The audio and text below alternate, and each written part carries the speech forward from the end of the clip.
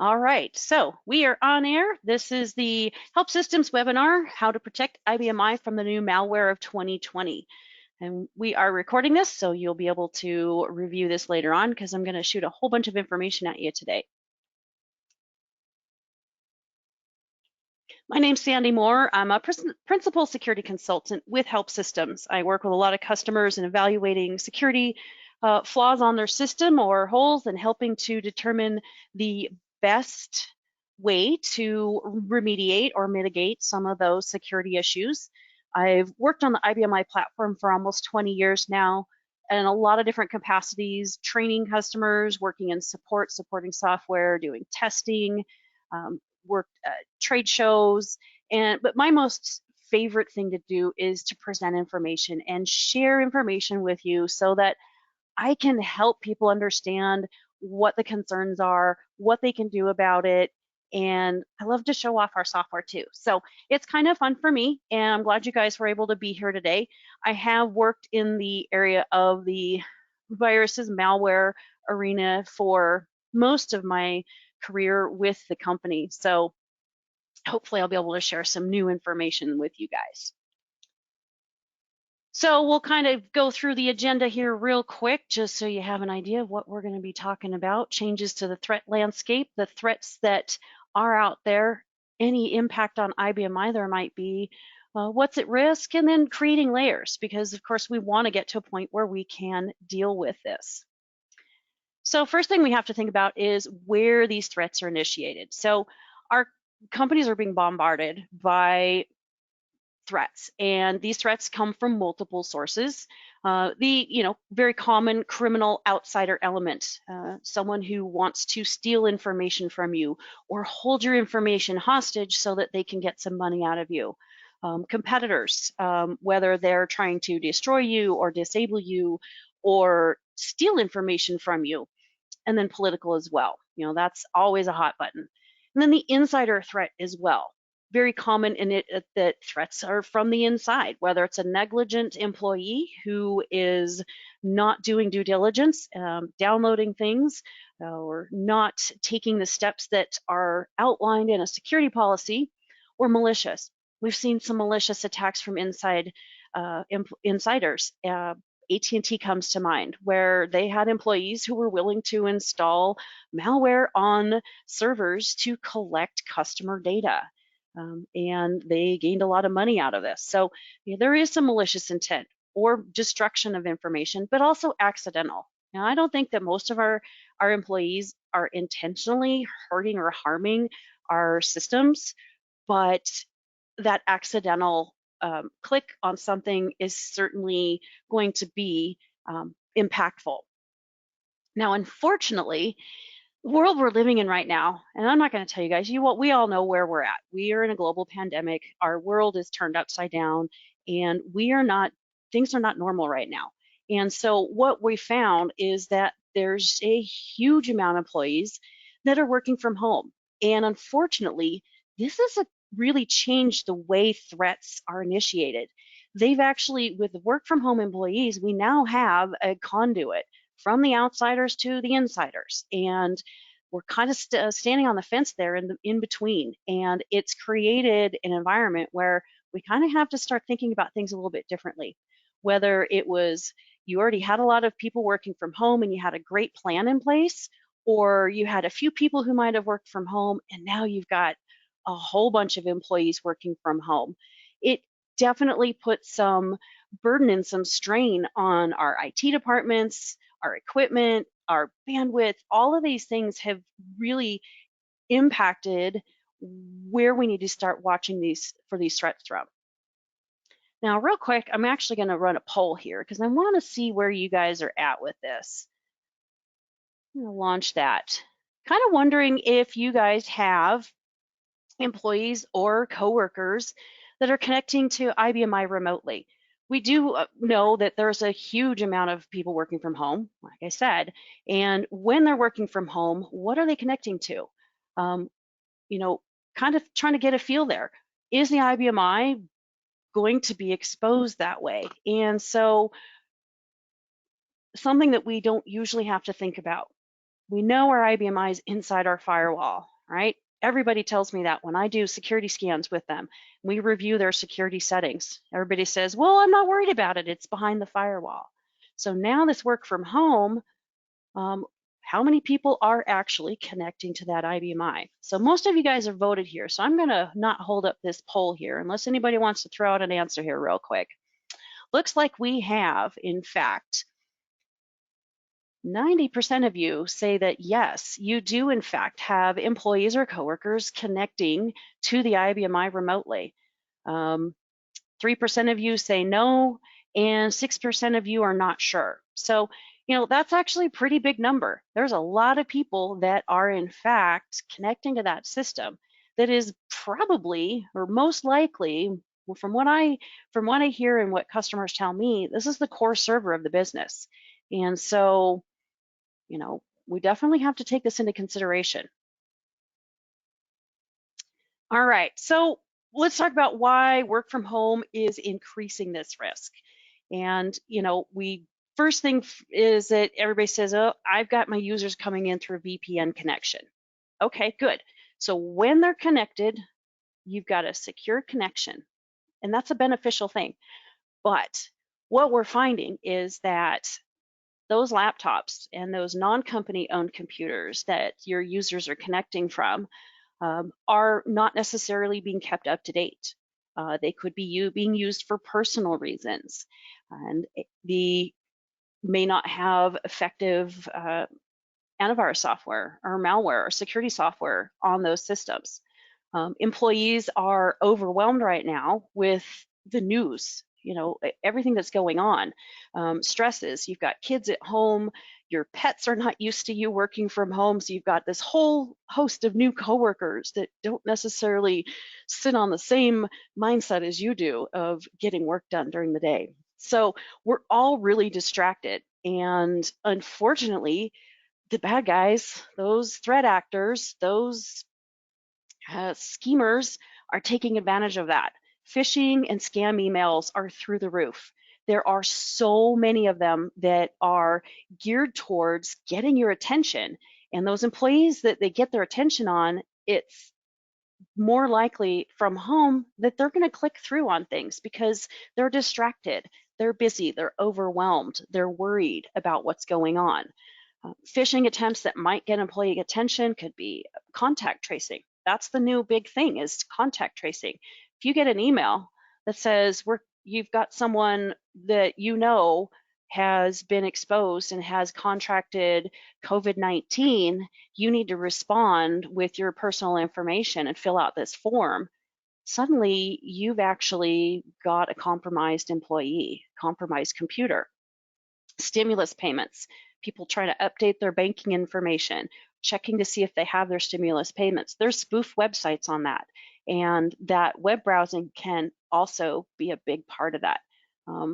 The fear and misunderstanding about what's going on can drive a lot of that panic, and so people looking at emails for cures for this virus are going to click on things that they may not normally. Spouses or significant others that are out of work and looking for job offers. If you get a job offer in the email, you're going to click through on it. So a lot of these activities that we wouldn't normally be seeing happening have really increased the risk of our users exposing our network and our systems. Media, of course, we've always had, media being a potential issue with thumb drives, cell phones, MP3 players. You may have employees who are connecting from their phones. That's their main source of internet connectivity, and those could be compromised as well. There's a new Android app out that was billed as a coronavirus app, and it in fact is malware. And then our smart home devices. So we've got, our homes are connected, and are they segregated on our home networks? So anything that's going on the home network, while you're connected, the VPN connection may not necessarily impact the company, but once they're disconnected from the VPN, that computer is going to be impacted. And the next time they connect to the VPN, it can in fact spread back to the company. So All of these things are playing into this increased risk.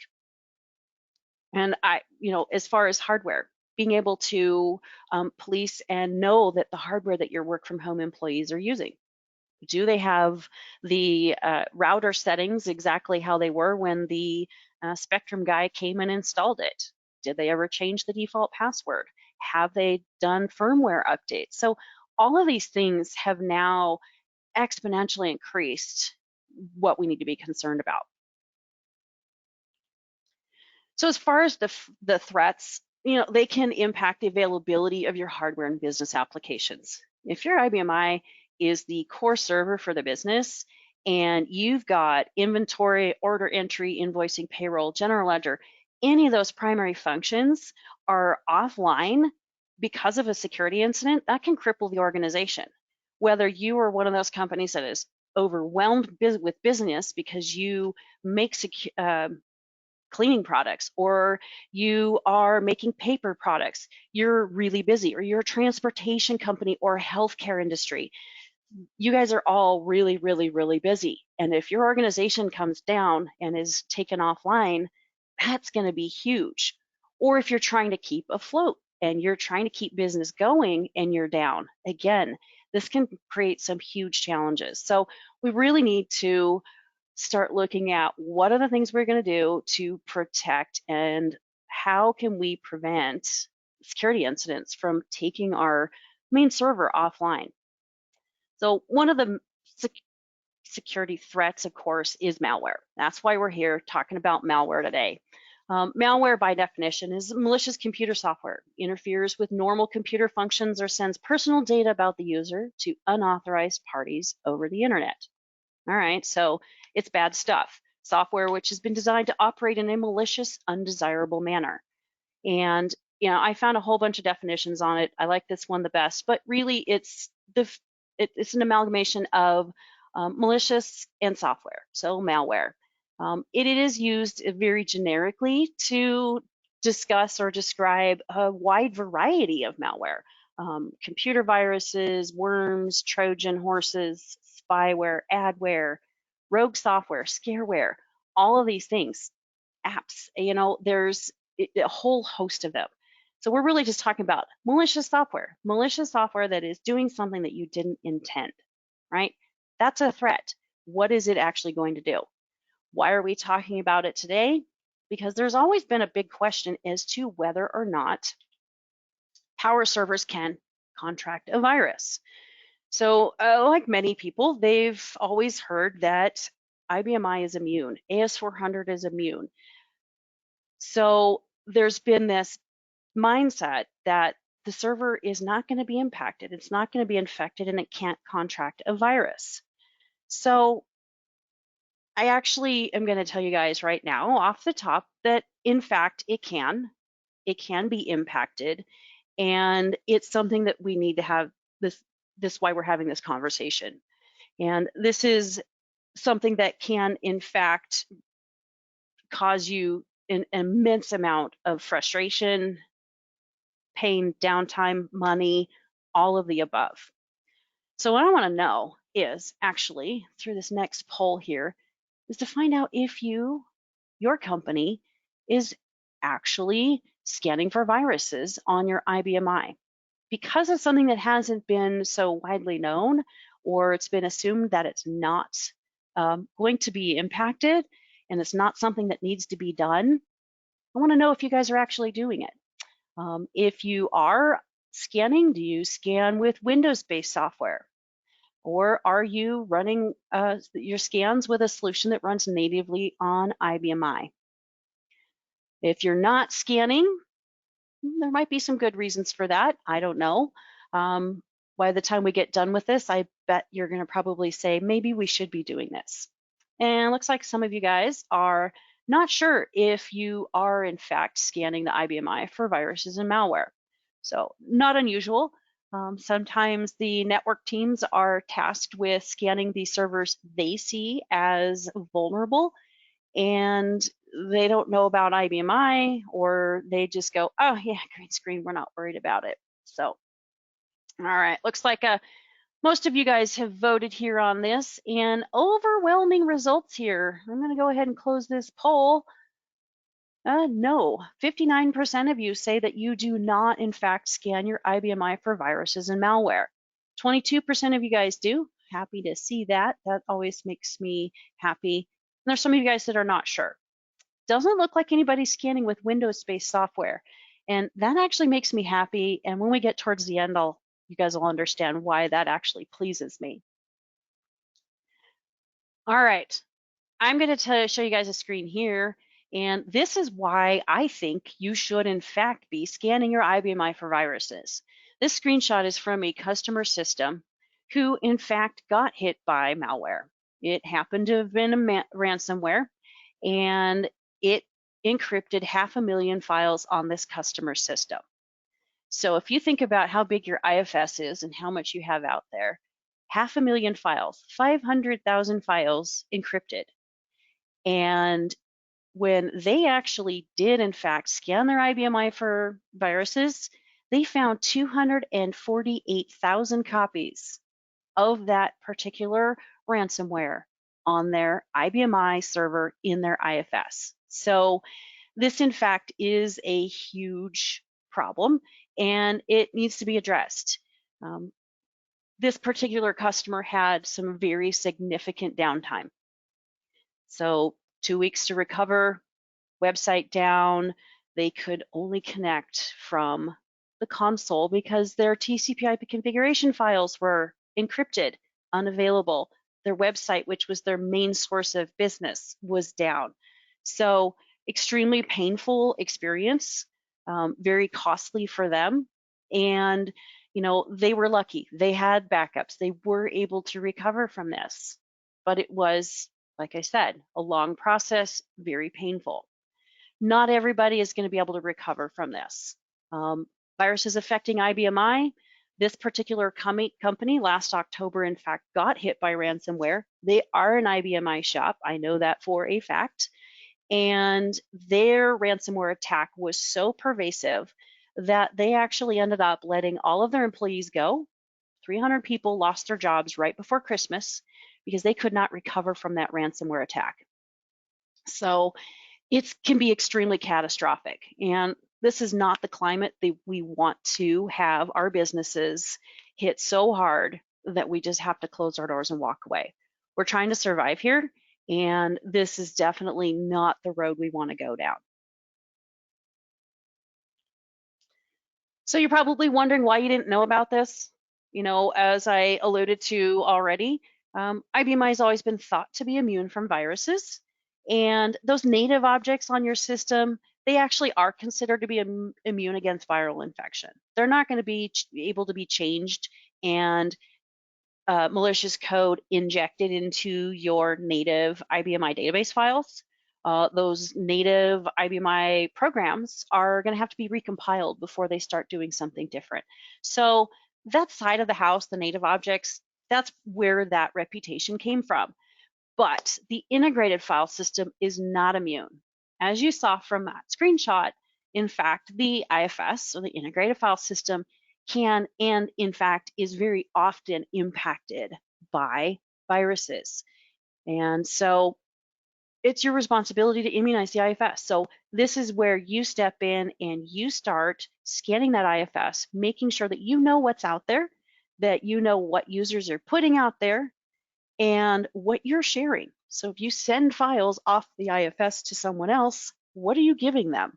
So we need to actually focus on this and make sure that this is not part of the weak spot in our infrastructure, that this is not what is going to get us.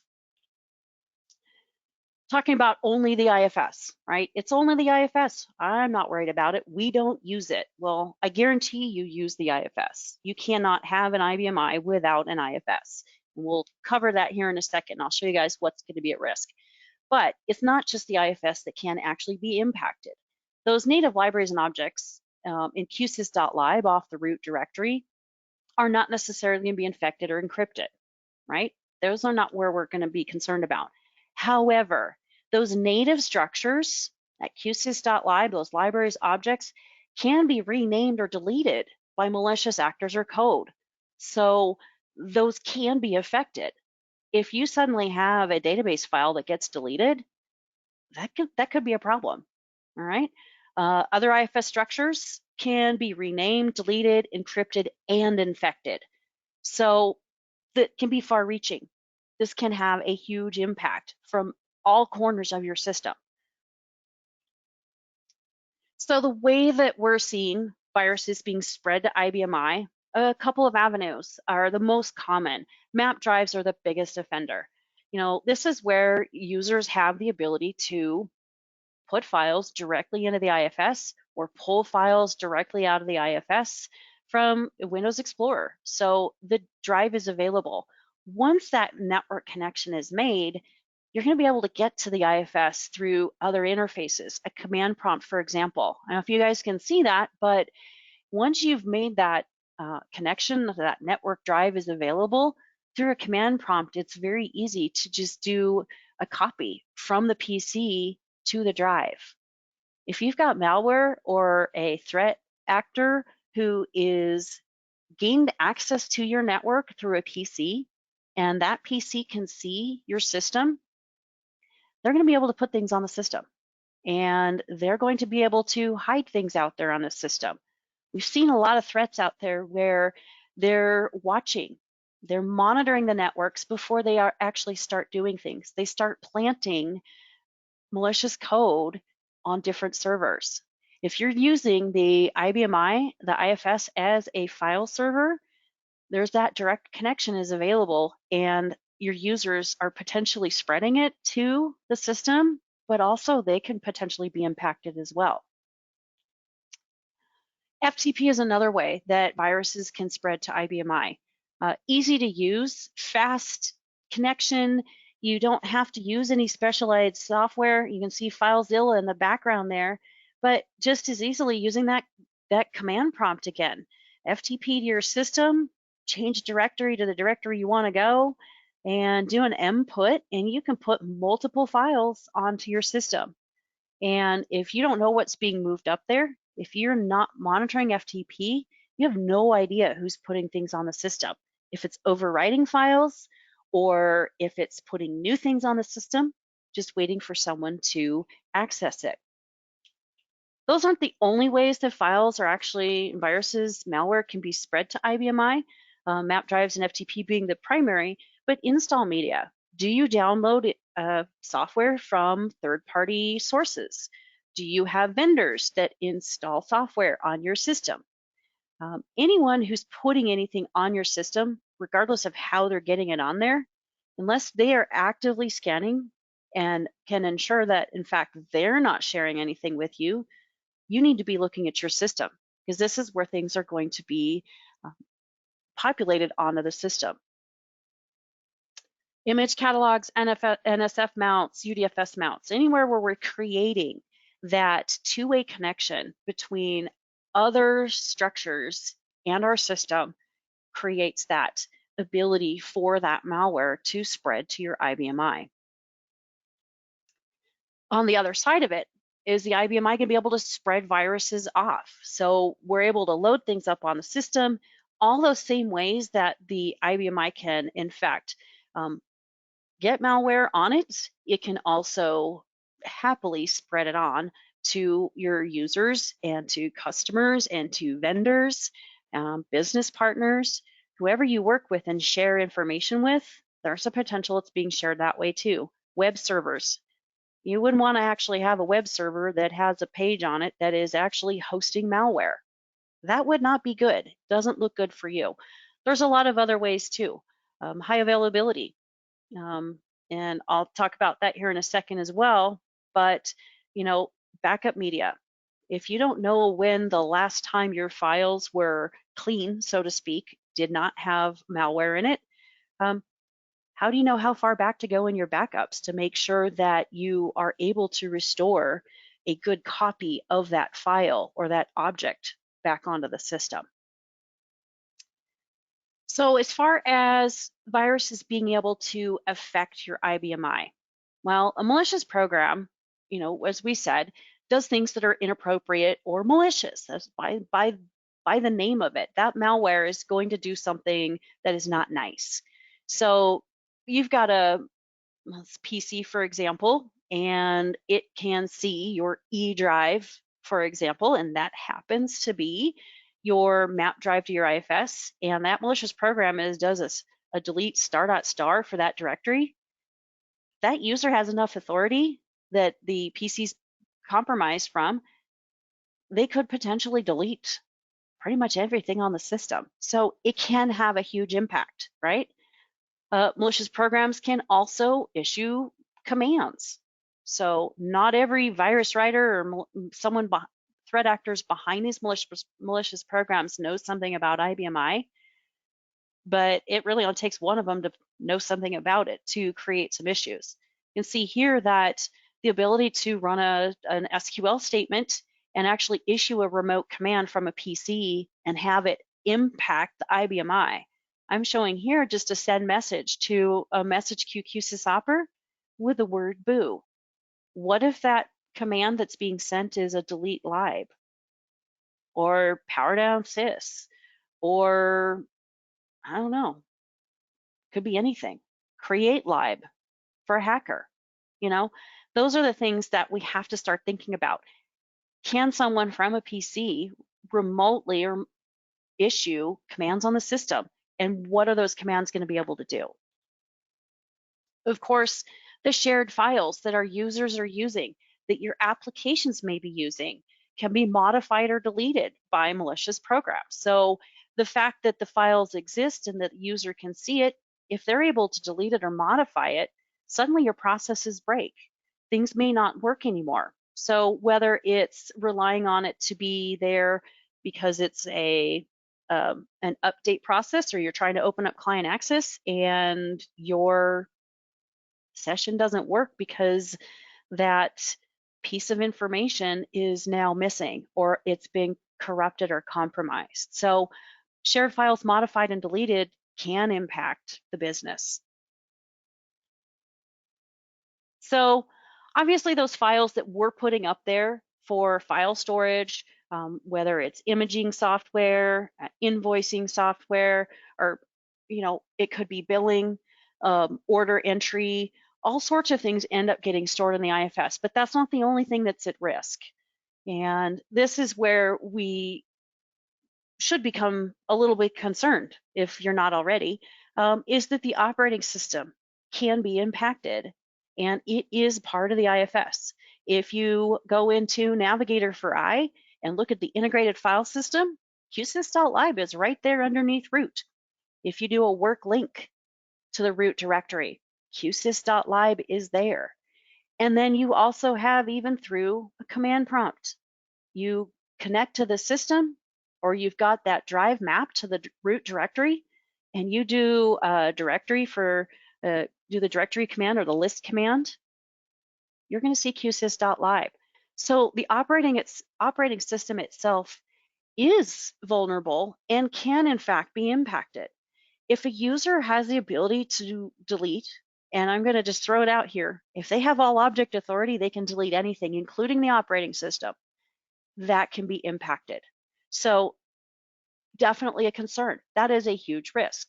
So if you don't have all object and you don't necessarily have a map drive to the root directory, what else could be at risk? Well, your TCPIP configuration files are there. So if you've got that qsys.lib available and that user has access, they can in fact impact those TCPIP configuration files. What does that mean for you? What's the risk? You may not be able to connect to the system. So going back to that screenshot from the customer that was impacted by that massive ransomware attack, they could not get to their system. They could only sign on from console, and it took them hours to figure out where the problem was. The individual I worked with actually was trying to check in from home because their backups didn't complete. Couldn't get on the system from home, thought, oh, that's kind of weird. Go to the office, try to sign on from their workstation. Couldn't get onto the system there either. Okay, so now you start to panic. You go to the console, you sign in, and you're like, uh-oh, things are not good here. So this can be something that can roll out slowly, and by the time you realize it, things are already in really bad shape. Now, of course, we've got high availability, and I already mentioned that maybe that could be something that's good. But the problem with the high availability is that it's really good at replicating changes. So if you have malware that is deleting objects out of your IFS, guess what? Your HA software is going to replicate that to the backup system. That object is also going to be deleted from your HA system. If the object is renamed by that malware or hacker, it's going to be renamed on the HA system too. So using this as your recovery plan, HA is not going to be a good fail-safe for a malware attack. So we need to start really thinking about how are we going to prevent this from happening in the first place as best as we can, adding layers of control so that we're not stuck in this situation where our primary and backup system are both hammered. And so let's give you guys some ideas for some layers of control that you can add. First things are doing some cleanup and utilizing some operating system controls that are available, using what IBM has given you, which we don't often do. So we'll talk about each of these. The first thing is to eliminate those read-write shares to the root directory. If you have them, you need to be very concerned. Very often what I find is if the root directory is shared, there's usually some other not so great security controls in place, and users have a lot more authority than we really want them to. So eliminating those read-write shares to root is absolutely one of the first things I want you guys to consider doing. Last time I told somebody to do this in a conversation, they said, well, I don't know who's using it. I don't think anybody's supposed to be using it. Well, if they're not supposed to be using it, you should be able to take it away and it won't impact them, right? If somebody is using it, you need to know about it. So if you take that read, write, share away, they're going to complain and you're going to know what they're doing. And then you can figure out a better way to do it. There might be a valid reason, maybe, but really what we want to do is start getting to where those shares are read only.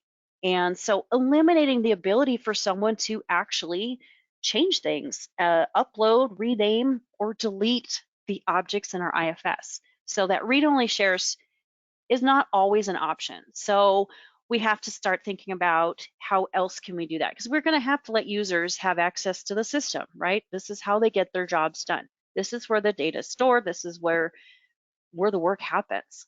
So another thing to look at is setting the public authority on the root directory to have data authority read execute, and then object authority star none. The funny thing about IFS security is that the authorities on it, you actually have two types of authorities. You have data authorities and object authorities. So users don't need that object authority off the root. So setting that, but also paying attention to the data authority. Consider setting the public authority on the directories that have confidential or PII data to data authority exclude, object authority star none, and then only give authorized profiles with a business need access to those directories with that confidential or PII data. Most of your users don't need it. Really, this is going to be that take it all away and only give it back where we have a justifiable need for it. Having it wide open is going to backfire. One of the things that I've been reading a lot is, in fact, with some of these ransomware attacks, they're taking this data and they are holding it for ransom. And their threat is that if you don't pay the ransom, they're going to expose that data. So if you've got directories sitting out there with some confidential information, it is in fact potentially compromised at that point. So, we don't expect it to come from that direction. We trust our employees, and not really all the best policy to have everybody have access to everything and trust that they're going to do the right thing. But, that's where a lot of our businesses are. So we need to kind of scale back there and really pull back that control. I also highly recommend reducing the number of users with all object special authority. Time and time again, when I review customer systems for their security settings, we look at those special authorities that our users are carrying. And I'm seeing a tremendous amount of users with all object special authorities. Whether it's coming through a group profile or it's assigned to the user directly, this is a huge exposure. I've said it a couple times already. With all object, you can delete anything on the system, including your operating system. So just by the sheer fact of removing that all object special authority, you're going to reduce some of this exposure that malware has created. Now, one of the things you have to keep in mind is that if you go through and you change that public authority on root and those PII data, those confidential directories, and those all object authorities still can get to those. All object trumps those, so you're still going to have to deal with them. Another thing you can do are with those shares that you can't get rid of and that you need to maintain is to actually hide them. So you can hide shares by adding a $ to the end of the name when it's created. So share name $. So if it's the home directory, it'll be home $. By hiding those shares, they're no longer going to be discoverable on your network. If you've got somebody who has come in through a back door into your system and is just watching the traffic, poking around to see what's going on, where things are, what's interesting, and they're going to start looking for anything on the network that looks like it has something valuable, valuable data, valuable information. So hiding those shares can reduce the ability for someone to take advantage of that. Last thing here to consider is to restrict access to the qsys.live file system when it's accessed through Windows Explorer or Navigator for I by excluding users from the QPWF server authorization list. So this authorization list is going to control whether or not qsys.live is visible and available to traverse through those map drives. We don't need people getting to qsys.live through a map drive. This is one there's really very little valid business need. I have a very hard time coming up with a list of reasons for you guys. So be cautious with this though. I did have someone watch one of my webinars and they misread the information here. And instead of changing the public authority to exclude on the authorization list, they unfortunately changed the public authority qsys.live to a public exclude, and they created some panic because no one could get to the system. So you have to be careful. Please know what you're doing. Don't take this lightly. You can actually create more problems if you are not knowledgeable about authorization lists and how these authorities work. So with that said, you guys can get some help for this. Our Help System Security Services team does security remediation services. This is something that they can help you with. They can take a look at your system from a neutral perspective. They're not involved with the company. They're not wowed by the fact that the CEO has to have access to the root directory and he needs all object authority. They're going to take that perspective of these are the things that need to be done. This is what we suggest. And they can help you implement those changes so that your system's not impacted, so that you're not scrambling to undo the changes that you've made. So definitely something that can help you out with that. And, you know, they've got a great team. They've got a ton of experience. So it's definitely an option for helping you get that system cleaned up, get those shares cleaned up, and utilize the operating system controls that are there. All right, so native virus scanning. I already asked you guys if you're doing that. Mitigating malware on IBMI is obviously a critical step here. So things that I want you to be doing is I want you to automatically scan those files in the IFS as your users are opening and closing them through your map drives. Prevent malware from spreading from the IBMI to the PC, but also prevent that PC from putting malware on the system. So we're trying to close that gap there and not allow that malware to be resident on the IBMI or impact it. Scan all the files in the IFS through an on-demand batch job.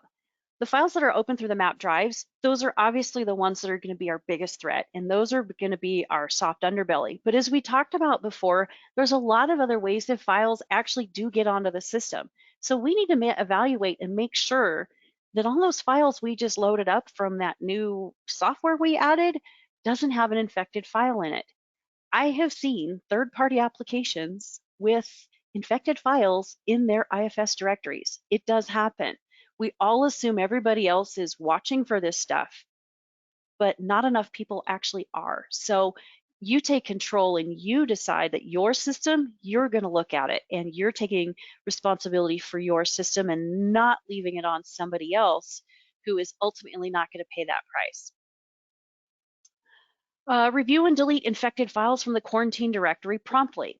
So you're scanning the system, you're looking for the malware. If it is found and it cannot be cleaned, it's going to be dropped into the quarantine directory. If you're using proper antivirus software for that, you need to clean it up. Figure out which PC is in fact the weak link. What IP address, who owned that file, who's been accessing it, and go talk to that user. If it's a work from home person, maybe they do have that compromised home network and something's happened. Make sure you stay up to date on your virus definitions. So your antivirus software and your anti-malware software is only as good as the information that's provided to it. So those virus definitions, those DAT files, have to be kept up to date. There are a lot of government and audit and SOX regulations that actually require antivirus on your servers. And so by using native virus scanning, you're actually going to be able to meet those requirements. A lot of people kind of overlook it. If you have HIPAA or you fall under PCI or GDPR, native antivirus software is a critical component there. And so it is often overlooked because the network guys are in charge of that, and they've kind of dismissed the IBMI as part of the problem. And really what I want to see is you using a commercially backed antivirus solution. So our PowerTech antivirus for IBMI is actually powered by McAfee. It is built with the McAfee scan engine, ported over to the IBMI, and it ties into critical pieces of the operating system. You've got 2 exit programs and 2 system values that actually provide the structure for that native virus scanning. IBM added those at V5R3. So this isn't something new. This is something that they added a long time ago because they saw that the integrated file system, in fact, is a weak spot for malware, and it does create that environment. The other piece of it is that all of your stream files on your system actually have a scan attribute. If the file should be scanned, and then the scan status.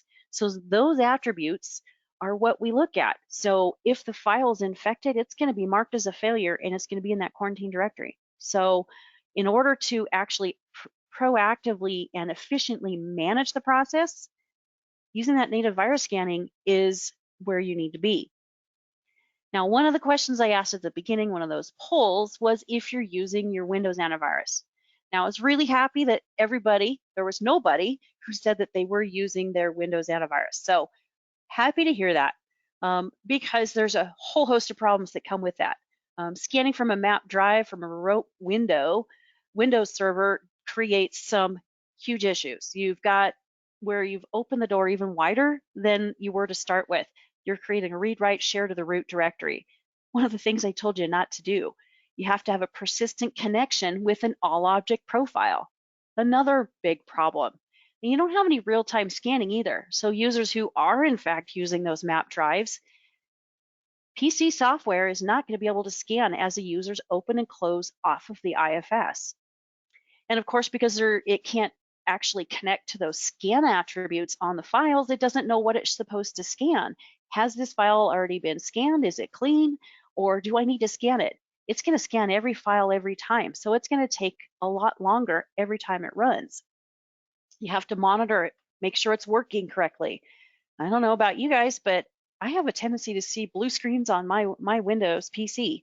And so, you get an error, things stop, and nothing's happening.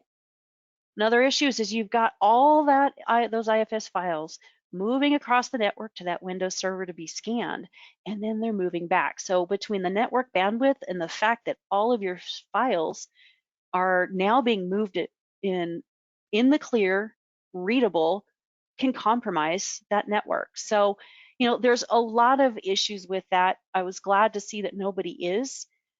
But for the benefit of anyone watching the recording, don't do this. This is not a good plan.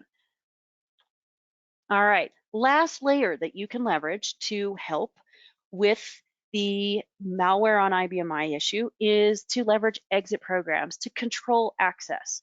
Because we've acknowledged, in fact, that we do need to allow some users to connect. This is a valuable system that needs to be accessible. So you can create exit program rules to restrict who can access the system through those map drives. Not every user needs to have access to the file server. If it's not in their scope, their job, then don't let them. Don't actually allow them to use that PC interface.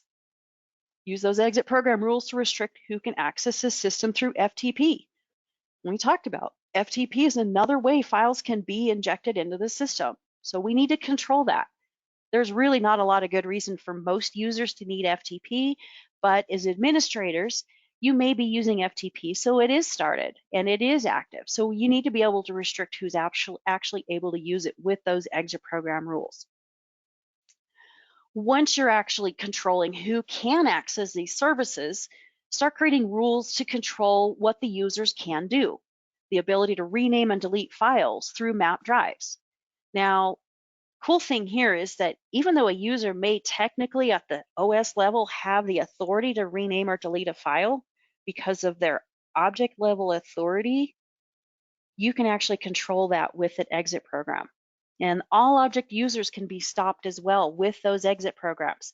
Because the exit program looks at the rules before you see the OS level authority or the user's special authorities, you can actually stop those all object users. So even if you have a whole slew of all object authority users and they're mapping drives to the root directory, you can have an exit program rule there that is going to be able to mitigate that and prevent them from deleting those files. Or for the users who do have the ability to FTP to the system, control where they can upload files to and if they're able to replace existing files. If your administrators are uploading files to the system, you've given them access, but you can force them to put things into a temporary or working directory or a working or temporary library. So being able to control where those things go, even though technically at the system level, they still have authority to it, we've put a perimeter control there that is going to allow us to restrict it.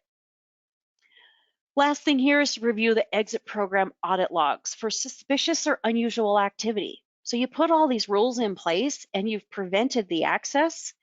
You still need to look to see who's trying, because that could indicate that you've got some compromised PCs out there, right?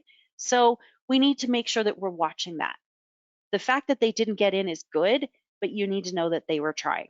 So as far as exit programs and creating rules, our PowerTech Exit Point Manager for IBMI allows you to create that perimeter access control and restrict what users are going to be able to do.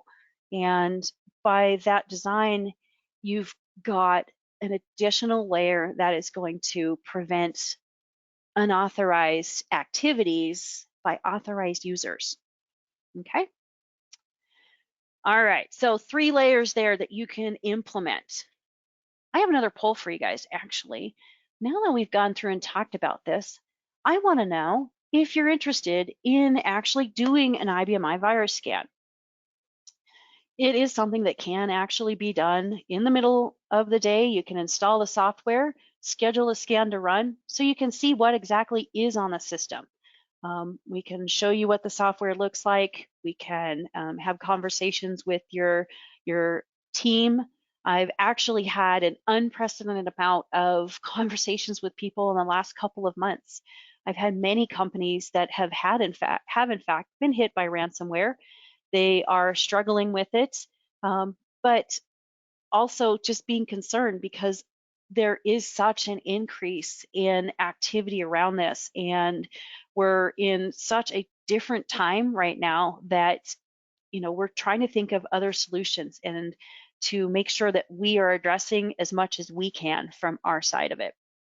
So um, we can obviously get you guys some more details, get you some more information on it. Happy to have conversations about it, show you, get your teams together. So looks like most of you guys have voted here. I'm gonna go ahead and close that poll unless anybody else has a quick vote they want to put in there. Looks like we've got a good handful that are interested in doing that. Some are not. So I'm hoping that those are the people that are already scanning their IBMI and that they already have that implemented. So of course, we'll get you guys more details. All right, so I'm going to go ahead and close that poll. Got somebody else just voted, so thank you for that. Want to see if you guys have any questions. So obviously throwing a bunch of information at you. You have the handouts available, and we will have the recording available as well. So we'll have information to share with you guys. So actually, let's see here. I've got a question. If IBMI Net Server service is not started, is the IFS accessible from outside of the IBMI? Yeah, FTP. That's one way. So the IFS is in fact available through FTP. If you are using Access Client Solutions or ACS, there is a connection. I'm pretty sure you can actually get to it without Net Server. So ending the TCP service is, of course, something that can help. But what we find is you have a lot of users with IOSys config special authority, and those users can restart it. So while it does help to not have services actively available if they're not being used, the ability for users to start those services can in fact be a problem. All right, so I've got another question. How many companies make antivirus products for the I-series? So that's actually a really good question. There are two that actually have native antivirus software solution. We talked about our PowerTech antivirus. There is another one, and it is based on open source software. It is based off of a CLAM AV. And so most companies are not comfortable putting their security of their system in the hands of open source. And so, we encourage people to do their homework and do some digging and find out for themselves. But, it's definitely a niche industry. This is something that when I started working with it back in late 2003, people thought we were crazy. They were looking at us going, what you created? What kind of software? So, this is definitely something that really is not on most of our radars. All right, looks like we had another question. And I think that's about all we're going to have time for here. If you did have any other questions, of course, our contact information is available there. But David's asking, what's the performance impact for native virus scan to users moving files to and from the IFS? So through map drives, in my experience over the last, I can't count, 16 years, there's minimal impact. So that on-access scanning is actually pretty efficient. Most users never notice that there's any change. If you've got some major network latency issues and you've already got a slow network, your users might see something, but that process is extremely efficient. So, all right. Really appreciate everybody joining us today. Hopefully this was helpful. It's definitely conversations that, a lot of us never thought we'd be having, but unfortunately, it's our reality right now. So please stay safe, stay home, wear your masks, use your hand sanitizer, whatever you can do to contribute to getting us all back to our new normal. Really appreciate that. We'd be happy to have conversations with you guys about any of the information we've shared today. And I'm going to give you guys 4 minutes of your day back. So once again, thank you on behalf of the entire Help Systems team for joining us. And we'll be having conversations with you soon. Take care.